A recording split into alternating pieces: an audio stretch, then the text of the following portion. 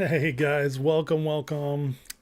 I forgot to put music on my intro. I just realized that. Anyways,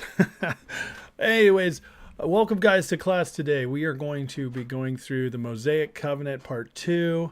One second.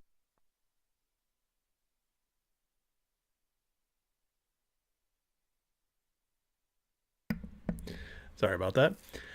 We're covering the second part of the Mosaic Covenant. We started the first part last week. We covered Moses, how he rescued the Israelites, took them up to Mount Sinai. They met God, were presented this amazing offer of a grant covenant, which meant that God would have taken responsibility for it and given them the opportunity to become a priest to him. And it was a covenant where they could have grown into rejuvenation, regeneration, and they rejected it. They rejected it because they are slaves and they are fearful. They've just been living in Egypt for so long. They've lost all track of what a good God could look like. They've completely forgotten what God was like for Abraham and Noah and so forth. And so these people are a mess. So God extends them a hand. They say, "Go, Moses, you be our mediator." Moses goes up there and God gives him a kinship covenant, which is two equals, but you are to hold each other accountable. Your gods will hold each other accountable if you mess up. And it's just mess after mess after that. The Israelites keep screwing up, but they are protected by Moses. Every time they screw up, Moses goes before God. God gives them another chance because of Moses.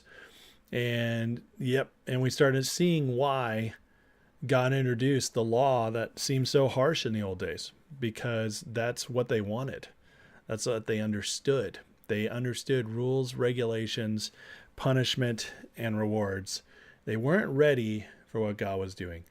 And so today, we're transitioning the second part, and this happens right as Moses is starting to come up on his death. And so as Moses starts getting ready to die, here's a little picture of Moses and the people, although I don't know why all these people are dressed so fancy, but it's kind of funny how the art is.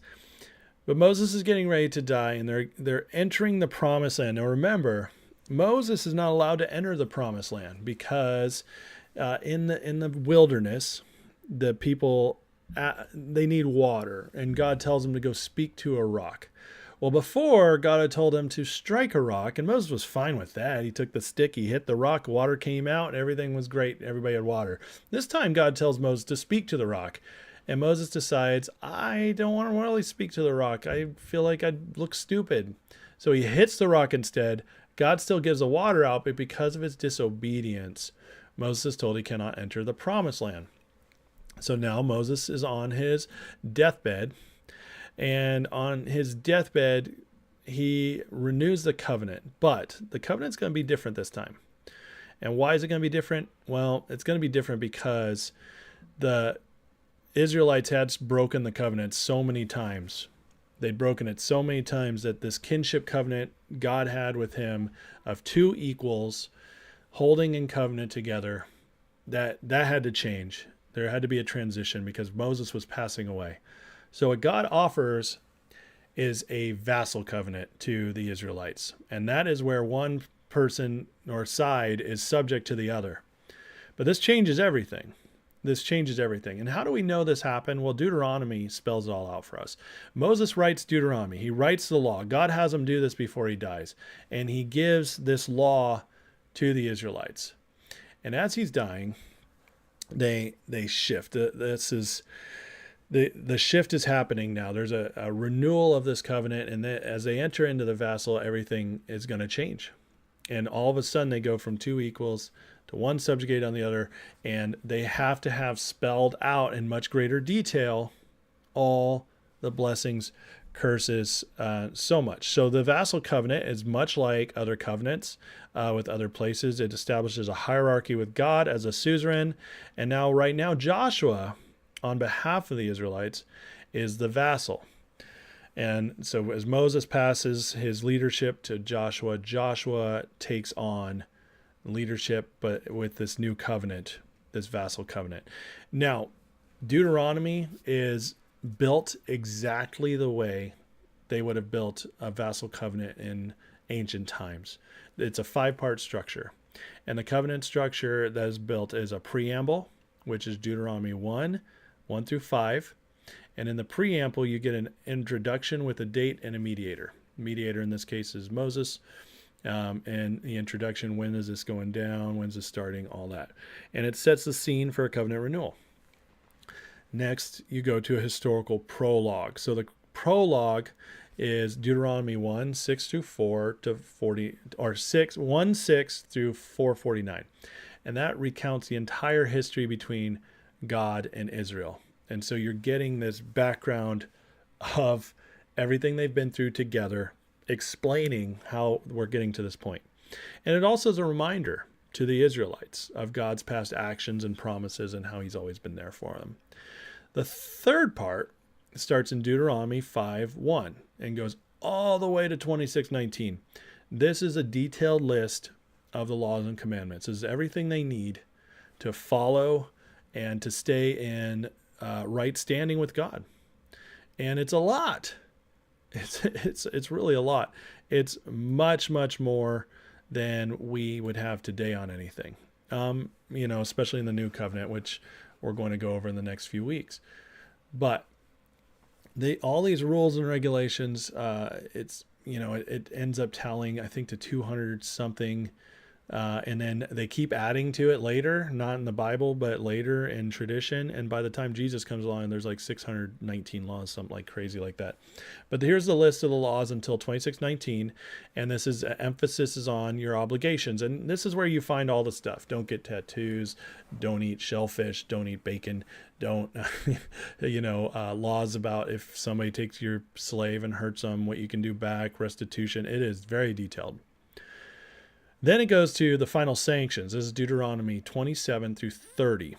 And this is a covenant agreement on living according to stipulations. This is where it's spelled out, if you obey, here's all the blessings that come from it. And lists out all the blessings.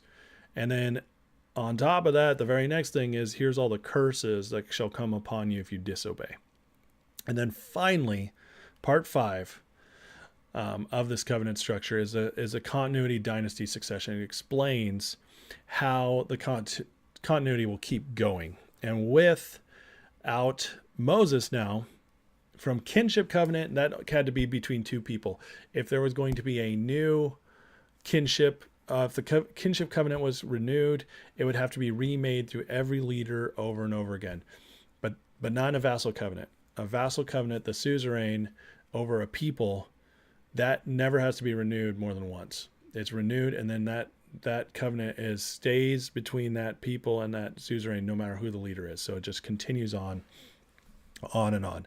And it details, finally in Deuteronomy, the leadership succession of Moses to Joshua.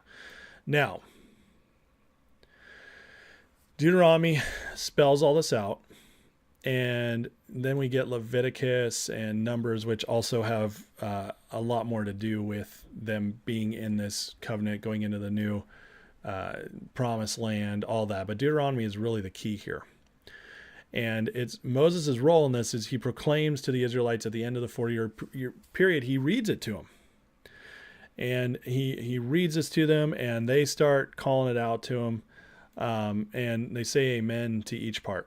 Now, when this is done, the way we know this is different than the kinship covenant he had with them, one of the ways we can tell this is because God tells Moses, take the law you just wrote, all the stuff you just wrote in Deuteronomy, and he says, take this law and place it beside the Ark of the Covenant, not inside, beside, outside of it. And it says, as a witness against Israel.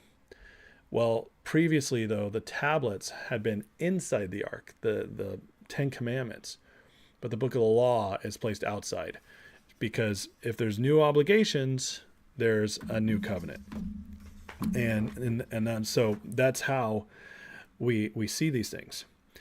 Now, the next part we go to is the curse of the law. So at the ratification process, we have this in Deuteronomy 27:14-15.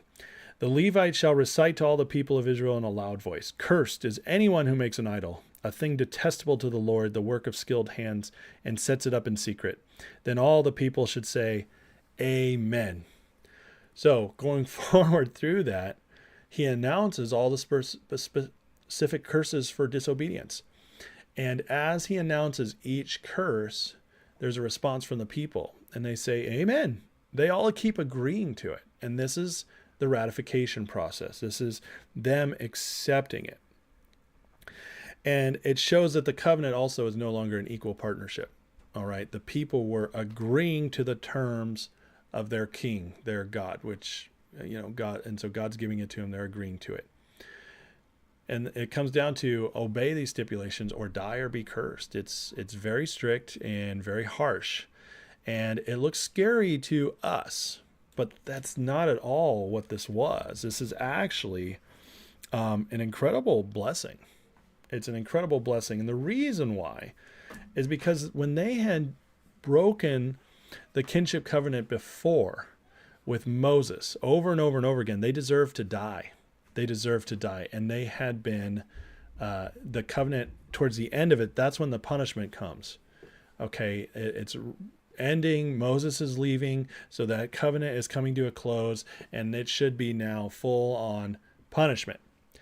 But this offering God's giving them as they're ratifying the laws and spitting out the curses, this is now saying, hey, we accept this because this is a mercy.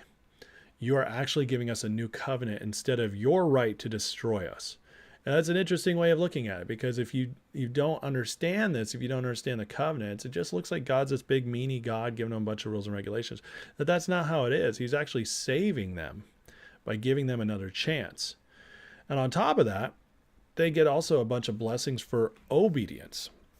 So there's no curses for, So there's curses for disobedience and blessings for obedience. And in fact, I just wanted to read a couple of these because in the new covenant, we are still entitled to tap into the blessings of the old covenant, but we don't have the curses of it. And so I just want to read a couple of these because these are available to us today. So here's under blessings of obedience. If you fully obey the Lord your God and follow, all these blessings will come to you. You'll be blessed in the city and blessed in the country. The fruit of your womb will be blessed. The crops of your land and the young of your livestock. Your basket and kneading trough will be blessed. You'll be blessed when you come in and blessed when you go out. The Lord will grant enemies who rise up against you will be defeated. They'll come at you from one direction but flee from you in seven. The Lord will send a blessing on your barns, everything you put your hand to. Lord will bless you in the land he's giving you. Lord will grant you abundant prosperity in the fruit of your womb, the young of your livestock, crops of your ground. Lord will open the heavens, the storehouses of his bounty, send rain on your land in season, bless all the work of your hands. You will lend to many nations, borrow from none. He'll make you the head, not the tail. You will always be at the top, never at the bottom. Don't turn away from these. All of those blessings and more are now available to us in the new covenant. But then the curses of for disobedience are now gone. They're now completely gone under Jesus, which is beautiful. And we actually get more blessings now because we're in a grant covenant. Now we're going to go much deeper into this later. But I just want to say there's no more curses, but there can be consequences. And consequences are natural occurrences because of disobedience, which means like if you don't eat well, you can get sick and die. If you live in sin, you can live through depression and your body can fail over time. You hurt people's feelings. You break relationships. You can go to prison. All that stuff is natural consequences because of hurting others, not taking care of yourself, all that. That still happens. But it's different from the old covenant where there were direct curses upon if you messed up. In other words, evil sought you out, which is why nowadays some people can do things and completely get away with it. It's different now than it was back then. Now, the other thing that's interesting is that God didn't make these to be completely undoable. he didn't. The law was meant to be able to be followed. He didn't create, it seems hard to us, but they were perfectly able to, it was perfectly able to be followed. And what was I looking at? But anyways, he gives us assurance in Deuteronomy 30:1-6, which I'm going to read right here. Assurance that this is doable because God is not an unfair God. He says, when all these blessings and curses I have set before you, I'm sorry, I'm reading the wrong verse. Now, what I'm commanding you today is not too difficult for you or beyond your reach. This says God to the people. It is not up in heaven, so you may have to ask, who will ascend into heaven to get it, proclaim it to us, we may obey it. Nor is it beyond the sea, so you have to ask, who will cross the sea? No, the word is very near you. It's in your mouth and in your heart, so you may obey it. See, I set before you today life and prosperity, death and destruction. For I command you today to love the Lord your God, to walk in obedience to him, keep his commands.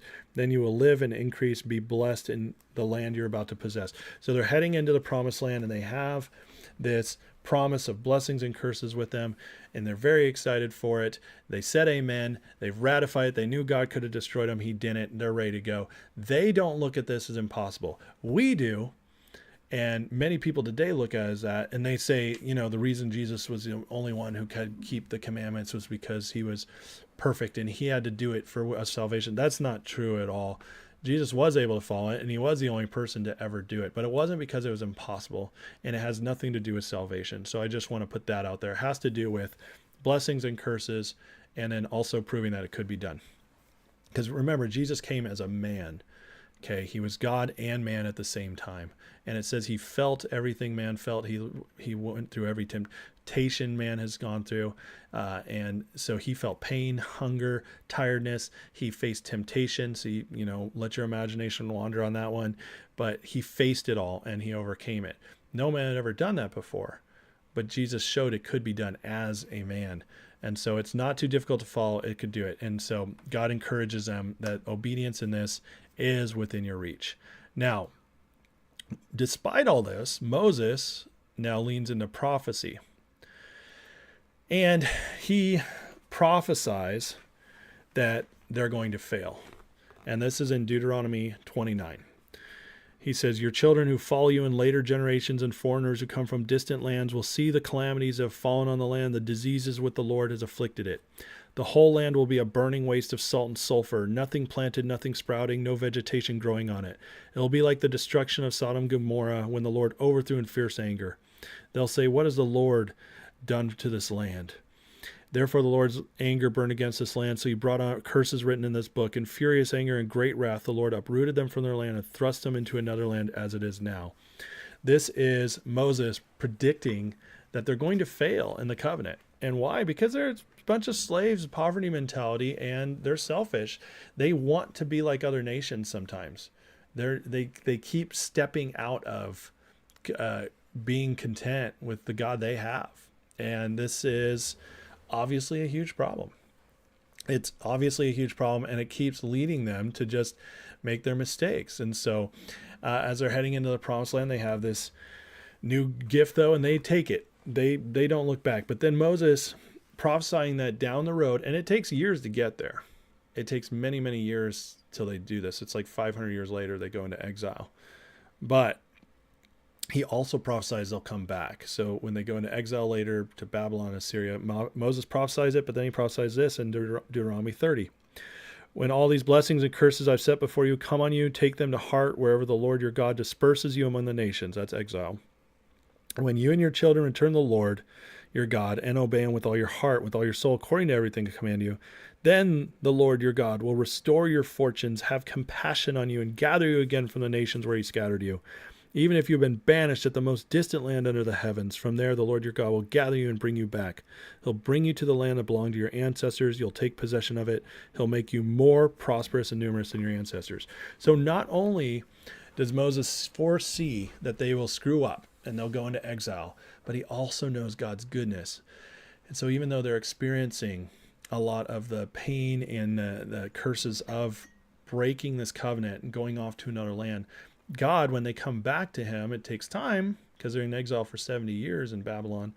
But when they come back, not only do they get to take their land back, they become more prosperous than before.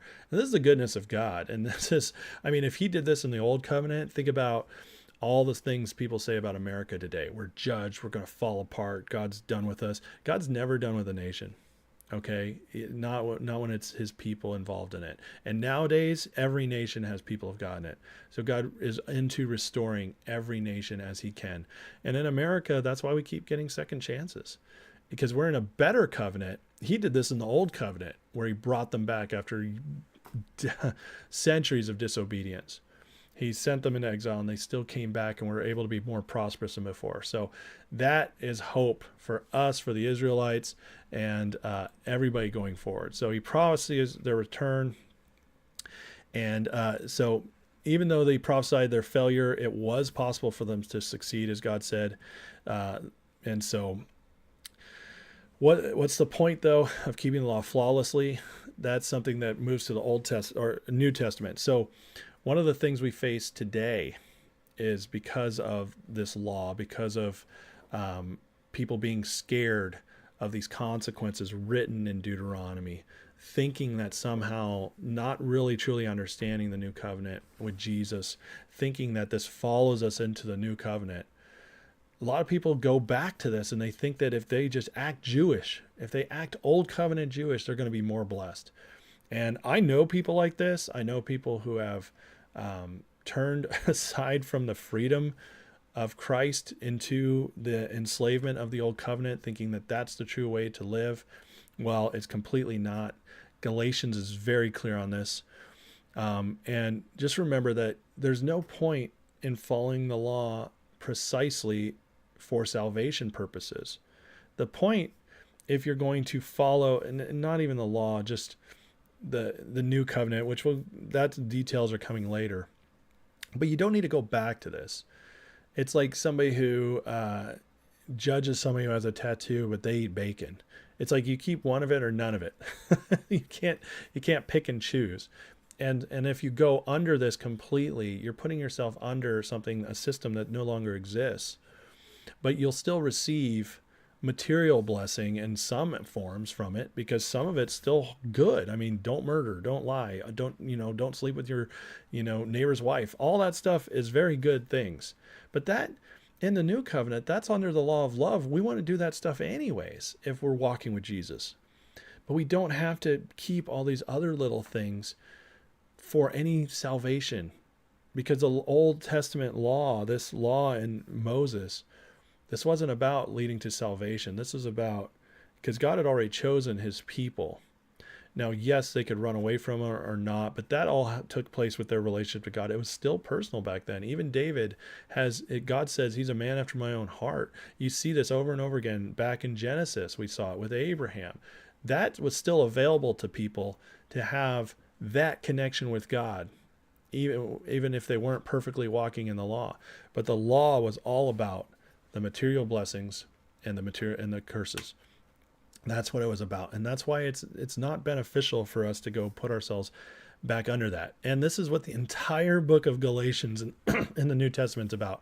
There's a bunch of people forsake the teachings of Jesus and go back to the Old Testament law and say, hey, this is what Jesus really meant. We need to follow the law. And Paul's like, no, you're crazy. That, by the way, that has a place where it came from. There was a guy named Marcion who came up with this belief that that following the law had like these benefits and stuff. But he also believed this other crazy lie that some people still believe today, which is that the law, because it makes God look crazy if you don't understand what, or scary, I should say, if you don't understand what's in here, that he was actually a different God. And Jesus came to represent a better God to us. And this starts with Marcion. And I know people who believe that as well too, that the God of the Old Testament is not the same God as the New Testament. And they use the law to prove it. But anyways, this Marcion, he started Marcionism, which was this following in the early hundreds, and Tertullian came along and debunked the whole thing. And then they like burned all of his writings. So it's really hard to find Marcion's stuff. But just so you know, like this is not new stuff we deal with. This has been going on for centuries. But remember, the law did not display God's heart towards man. That's what Jesus came. Remember, Jesus says, I've come to reveal the Father. Jesus came to remind us who God always had been. The old forefathers knew that. Abraham, Noah, Joseph, Adam, they got to all the guys in Genesis got to walk with God before the law, and they got to know who God really was over time. But that had been lost during the time of the law for the next 1,300 years because of the Israelites' slave mentality and the new covenants they entered into.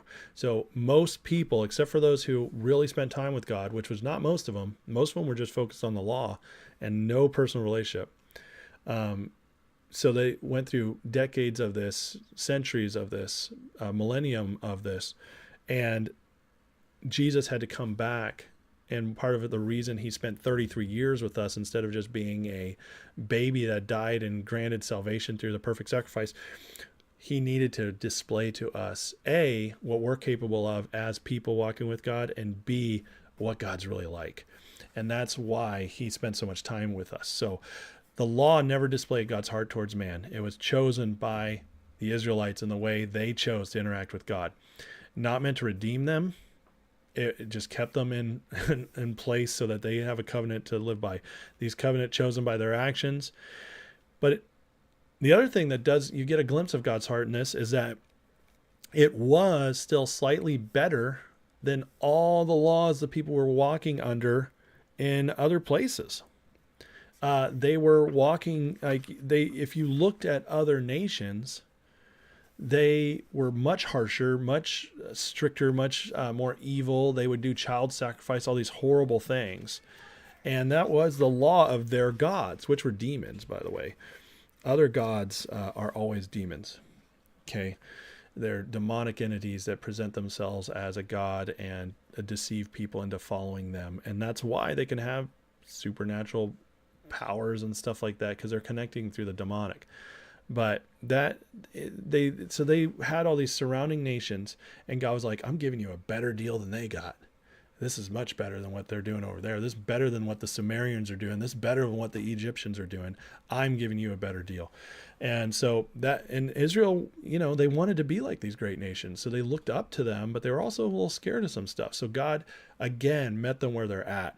And so it shows that the law given to them, this law that seems so harsh to us now, was actually really easy compared to what people were going through back then.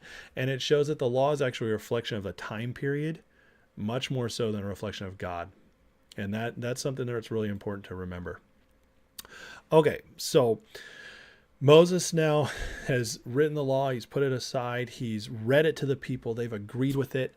And now they're getting ready to go into the promised land. And that's Joshua right here, watching the ark to cross the Jordan River. He parts it just like Moses parted the Red Sea. Okay, there's something to remember there. And so Moses goes to Joshua and he imparts his leadership to him as he's getting ready to die. And he blesses him. And as he blesses him, he says, you're it, man. I impart this to you. And then he goes off and he dies. He sees the promised land, and then he dies at 120 years old. And Joshua now, remember, Moses wrote the books of the law, which is Galatians, Exodus, Leviticus, Numbers, Deuteronomy.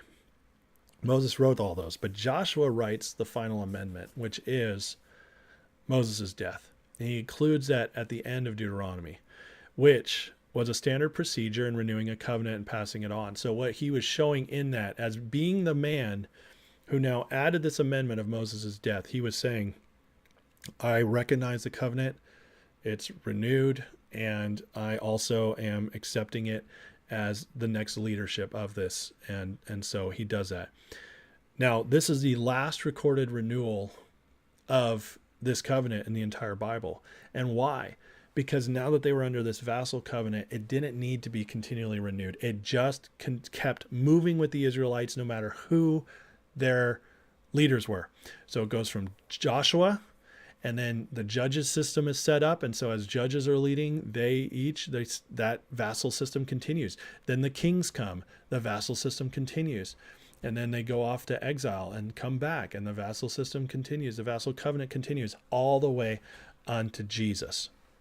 So it's passed from generation to generation, whether it was Saul, David, Solomon, Samson, Deborah, whoever was leading Israel, just kept going, even through the division of the kingdom when they split Judah and Israel during the time of the kings. Now, one of the last things, though, before that's really important to note on here is Moses's song. And so Moses at the end here, after the covenant's ratified and Israel's failure predicted, God tells Moses to write a prophetic song about this. So Moses is looking forward and giving the instructions to the Israelites through this. And he said, and the Lord says to Moses, you're going to rest with your ancestors, and these people will soon prostitute themselves to the foreign gods of the land they're entering. In other words, God knows that even though they're moving forward in this new covenant, they just ratified it, that before Moses dies, he's still like, it's not going to take long, man. They're gonna change real quick. It says, they'll forsake me and break the covenant I made with them. And in that day, I'll become angry with them and forsake them. I'll hide my face with them, and they'll be destroyed. Many disasters, calamities will come on them. And that day they'll ask, have not these disasters come on us because our God's not with us? And I'll hide my face from them this day. Now write down the song and teach it to them, have them sing it to be a witness for me against them. When I brought them in the land flowing with milk and honey, the land I promised oath to their ancestors, when they eat their fill and thrive, they'll turn to other gods and worship them, rejecting me, breaking my covenant. And this song will testify against them because it won't be forgotten. So in other words, he puts this song together because he wants Moses to record what all God's done for them. And that's how it's going to testify against them, because it's going to be passed on as a song from generation to generation so that they never forget what God did to them. And I want to read this real quick because I just think it's important, or at least I'll read some of it because it's pretty long. But it says, this is a song beginning to end. Listen, you heavens, I'll speak. Hear, you mouth, the words of my mouth. I'll proclaim the name of the Lord. Praise the greatness of our God. He's the rock. His works are perfect. His ways are just. Faithful God who does no wrong. Upright and just is he. Remember the days of old. Consider generations long past. Ask your father, he'll tell you. Your elders, they'll explain to you. When the Most High gave the nations their inheritance, when he divided mankind, he set up boundaries for the people according to the number of the sons of Israel.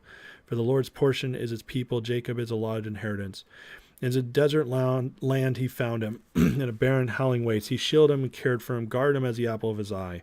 The Lord alone led him, no foreign god was with him. And he goes on and says, Jeshurun grew fat and kicked, filled with food. They became heavy and sleek. They abandoned the God who made them, rejected the God, their Savior. He's just talking about what happened in the wilderness right now. The Lord saw this and rejected them. He was angered by sons and daughters. And they made me jealous by what is no God, and angered me with their worthless idols. I'll make them envious by those who are not a people. I'll make them angry by a nation who has no understanding. For a fire will be kindled by my wrath. Remember, wrath does not have a place before the law. In the street, the sword will make them childless. In the homes, terror will reign. They are a nation without sense. There's no discernment in them. If only they were wise and would understand this, discern what their end will be. How could one man chase 1,000 or put 10,000 to flight unless their rock had sold them, unless the Lord had given them up? Have I not kept this in reserve and sealed it in my vaults? It's mine to avenge. I will repay. In due time their foot will slip. The day of disaster is near, and the doom rushes upon them. The Lord will then vindicate his people and relent concerning his servants. When he sees their strength is gone and no one is left, slave or free, he will say, now where are their gods, the rock they took refuge in, the gods who ate the fat of their sacrifice? Let them rise up to help you. Let them give you shelter. See, now I myself am he. There's no God besides me. I put to death and I bring to life. I've wounded, I will heal. No hand can deliver out of my hand. I will make my arrows drunk with blood, while my sword devours flesh, the blood of the slain, the captives, the heads of the enemy leaders. Rejoice, you nations, with his people. He will avenge the blood of his servants. He'll take vengeance on his enemies and make atonement for his land and people. So you have this terrifying song that describes what's going to happen to everybody as they reject him and they prostitute themselves out to other people. And Moses gives them this as a reminder.